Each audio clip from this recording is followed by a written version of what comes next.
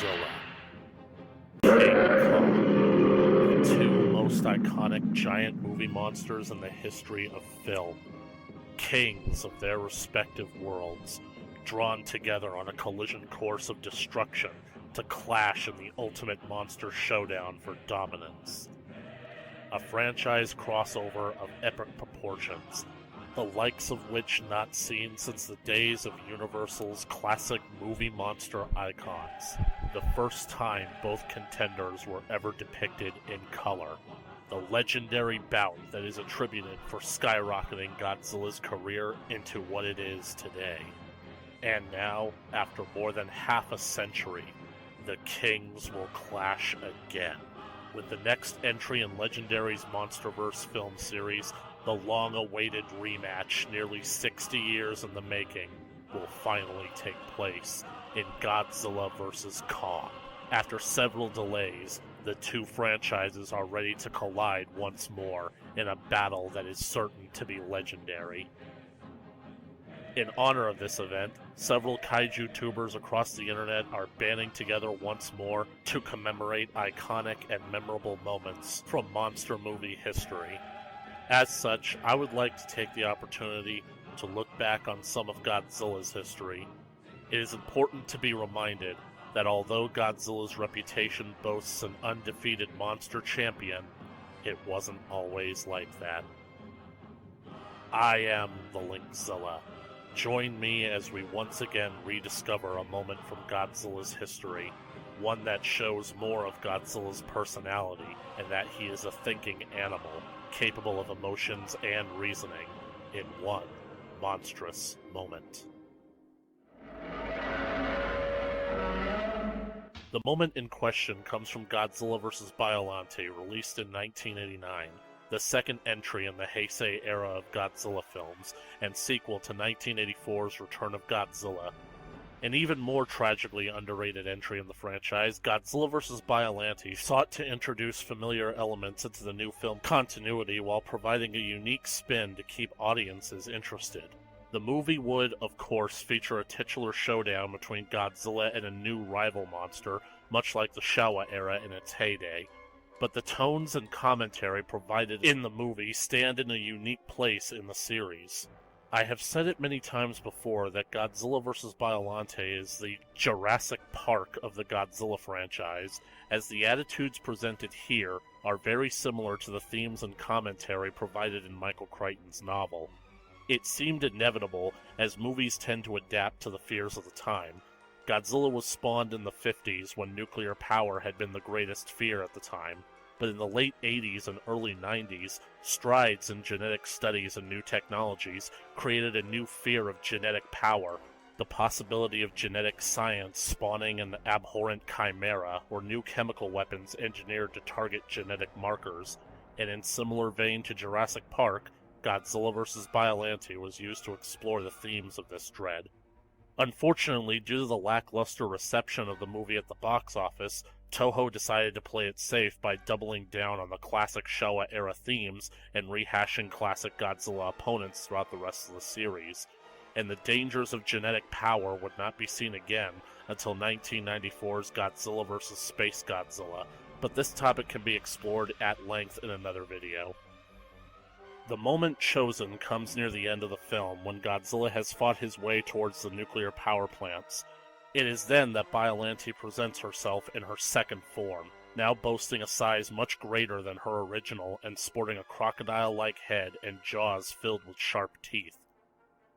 It is interesting to consider Biollante's impressive size as she comparatively dwarfs Godzilla, towering over at nearly twice his height. The only other time in the franchise history when Godzilla had fought a much larger opponent was Hedorah. This adds to the intimidation factor of Biollante as an opponent.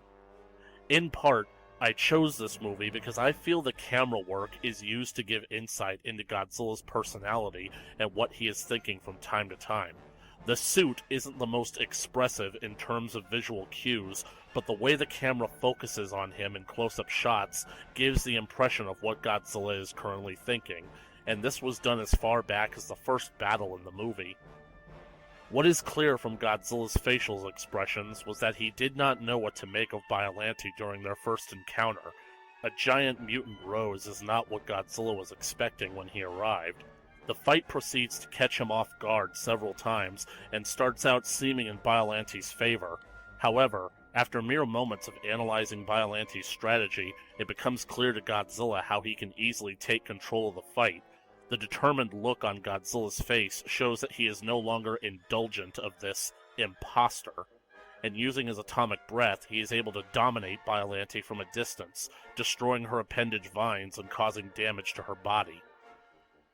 But at the end of the movie, there is a change in Godzilla's stature when the second battle occurs. For the one thing, Biollante's new mutated appearance clearly drawing more from Godzilla's genetic material, as if the drastic mutations are indicative of Godzilla's genes inside of her running wild. Godzilla, of course, stands ready to fight yet again, but it's clear that this time, Biollante will be more aggressive. Godzilla seems to hesitate at first, standing his ground rather than advancing or making the first move. He seems to still be sizing her up after her drastic change. And then Biollante attacks in similar fashion to their first battle, sending her tendrils and flytraps forward. And in response to this sudden attack, we see Godzilla flinch. For the first time ever, Godzilla is afraid. He is capable of feeling fear. The attack genuinely has him disturbed. It is more than simply being startled or even disgusted at the sight of her vines attacking him. He's faced them before. It is more the ferocity of the attack, when he was accustomed to Biollante fighting more defensively, but it's clear that this time, she is on the attack. Thinking quickly, Godzilla dispatches them with his atomic breath. He then launches a preemptive retaliation through her line of tendrils and strikes at her body quickly.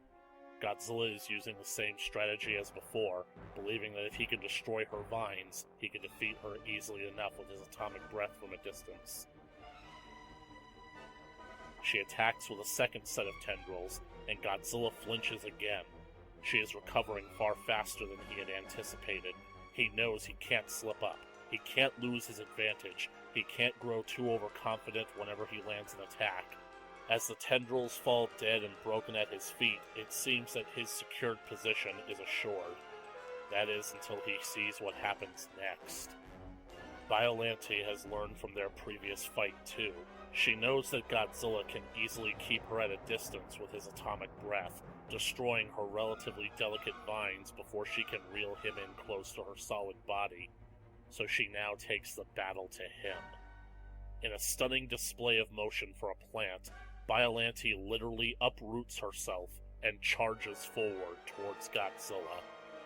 The camera focusing in on Godzilla's face shows that he is both horrified and astounded. He literally cannot believe what he is seeing as Biollante closes the gap on him. But in spite of his fear, he is also invigorated. He cannot turn away from a fight. He has to prove himself. The important thing to consider is that because the Showa era is no longer canon to these movies, this is technically the first time that Godzilla has fought another monster opponent. His reputation and his impressive winning streak are no longer in effect here. Godzilla ultimately dominated the first encounter with Biollante earlier in the movie, but here she has proven to be a much more menacing opponent, and due to his inherent instinctual need for combat, he cannot give up.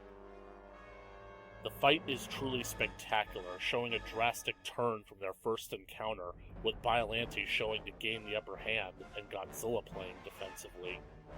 We see Godzilla actually injured by this fight, the likes of which not seen since the end of the Showa era.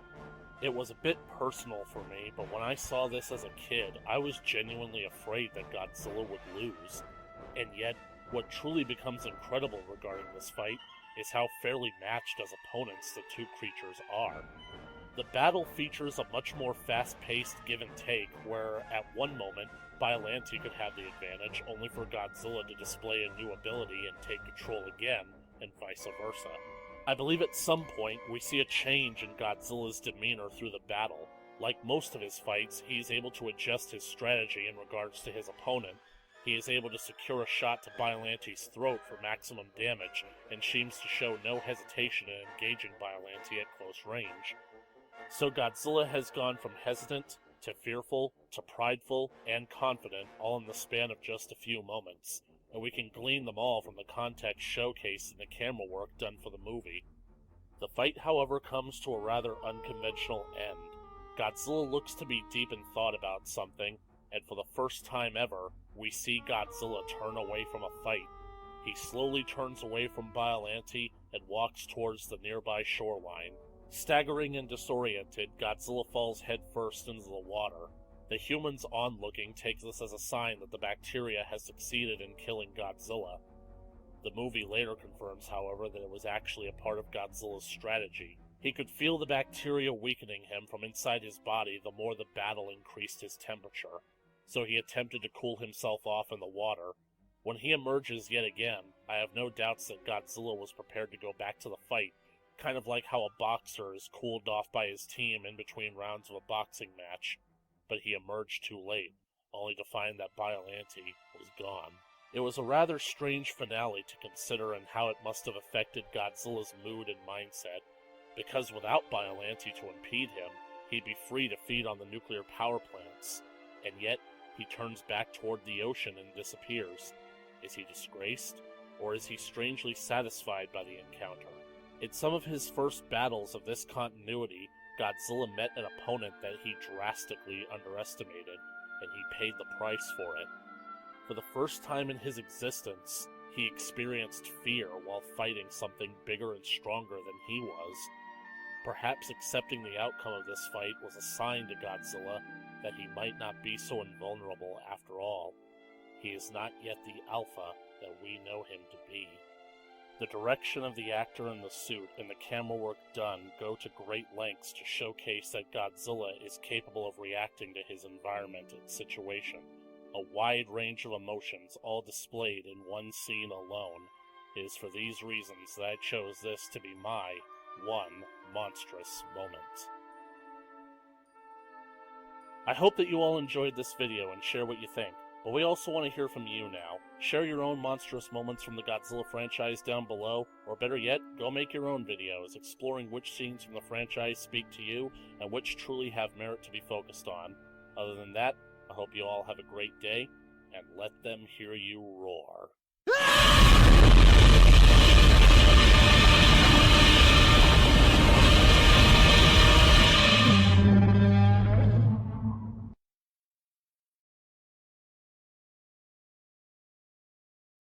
Look at this face.